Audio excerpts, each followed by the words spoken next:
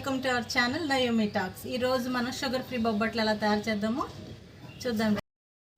బెల్లము పంచదార లేకుండా బొబ్బట్లు తయారు చేస్తున్నానండి. అది ఎలాగో మీకు చూపిస్తాను. ముందుగా పచ్చిశనగపప్పుని మెత్తగా ఉడికించుకుని పక్కన పెట్టుకుందాము. తర్వాత ఖర్జూర పండును వేడి నీటిలో నానబెట్టుకోవాలి. ఇలా నానబెట్టుకుంటూ ఉండగా వాతావరణం చల్లగా మారిపోయిందండి. ఆకాశం అంతా మేఘాలతో నిండిపోయింది. చూడండి, ఖర్జూర పండు వేడి నీటిలో నానబెట్టుకుంటున్నాను. ఇటువంటి చల్లటి వాతావరణంలో వేడివేడి బొబ్బట్లు తింటే చాలా బాగుంటుంది కదా. చూడండి, ఆకాశం అంతా అలాగా మేఘాలతో నిండిపోయిందో. ఇప్పుడు నానబెట్టుకున్న ఖర్జూర పండు లోపల ఉన్న గింజను తీసి పక్కన పెట్టేసుకుందాము. ఎందుకంటే ఇప్పుడు ఈ ఖర్జూర పండుని మనం మిక్సీలో వేసుకుని పేస్ట్ చేసుకోవాలండి. మొత్తం అన్ని ఖర్జూర పండ్ల గింజలన్నీ తీసేసి మెత్తగా ఈ విధంగా పేస్ట్ చేసుకోవాలి. ఈలోపు మనం పచ్చిశనగపప్పు ఉడకబెట్టుకున్నాం కదా, అది చల్లారిన తర్వాత చల్లారేలోపు దీన్ని మూత పెట్టుకుని పక్కన పెట్టుకుందాము. పచ్చిశనగపప్పును కూడా పక్కన ఒక బౌల్లో తీసి పెట్టుకున్నానండి. ఒక పాన్ పెట్టుకుని దానిలో మనము ముందుగా పేస్ట్ చేసి పెట్టుకున్న ఖర్జూర పండుని వేసి తడంతా పోయేంత వరకు పేస్టు కొద్దిగా గట్టిగా అయ్యేంత వరకు ఉంచుకుని తర్వాత పచ్చిశనగపప్పును కూడా మనం అందులో వేసి ఈ రెండు బాగా కలిసిపోయేలా మిక్స్ చేయాలండి.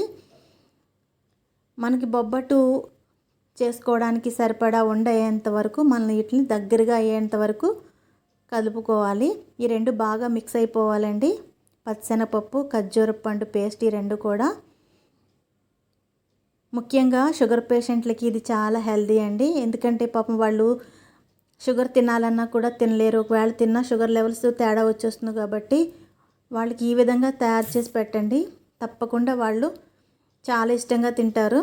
తర్వాత కొద్దిగా నెయ్యి వేసుకున్నాను, కొద్దిగా ఇలాచీ పౌడర్ కూడా వేసుకున్నానండి. ఇప్పుడు ఈ పూర్ణాన్ని మనము ఒక ప్లేట్లో పెట్టుకుందాము. చల్లారిన తర్వాత ఉండలు చేసుకొని పక్కన పెట్టుకోవాలి. ఆల్రెడీ నేను గోధుమ పిండిని కలిపేసుకుని పక్కన పెట్టుకున్నాను. ఈ విధంగా అయిన తర్వాత ఈ పూర్ణాన్ని మనము మీకు నచ్చిన సైజులో బాల్స్ కింద చేసుకుని పక్కన పెట్టుకోవాలి. ఇప్పుడు ముందుగానే నానబెట్టుకుని పెట్టుకున్న గోధుమ పిండిని మీరు ఎంతైతే బొబ్బట్లు ఒత్తుకోవాలనుకుంటున్నారో అంతకు సరిపడా తీసుకుని రౌండ్గా చేసుకుని మధ్యలో గుంట వచ్చేలా చేసి ఈ పూర్ణాన్ని గోధుమ పిండి అంతటితో కవర్ చేసేయాలండి.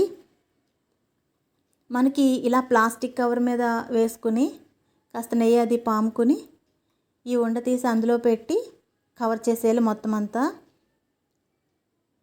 ఒక ప్లాస్టిక్ కవర్ తీసుకుని వాటి మీద పెట్టి చేయడం వలన బొబ్బట్టు చాలా ఈజీగా వస్తుందండి. చక్కగా రౌండ్గా స్ప్రెడ్ అవుతుంది. మనకు పూర్ణం బయటకు వచ్చేస్తుందనే టెన్షన్ లేకుండా చక్కగా కాస్త నెయ్యి వేసుకుని బొబ్బట్టుని చక్కగా ఒత్తుకోవాలండి.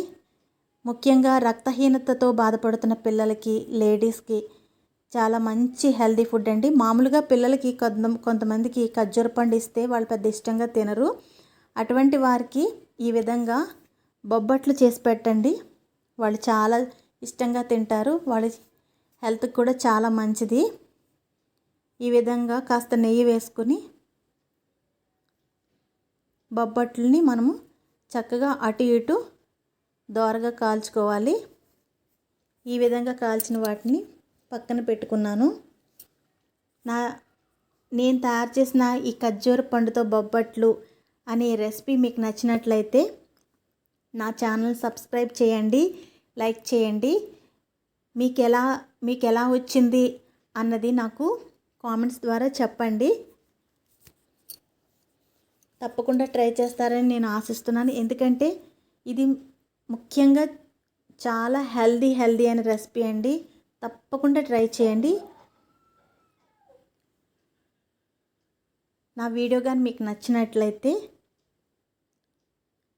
లైక్ చేయండి, షేర్ చేయండి, సబ్స్క్రైబ్ చేయండి. పక్కనే ఉన్న బెల్ ఐకాన్ కూడా క్లిక్ చేయండి. Thank you.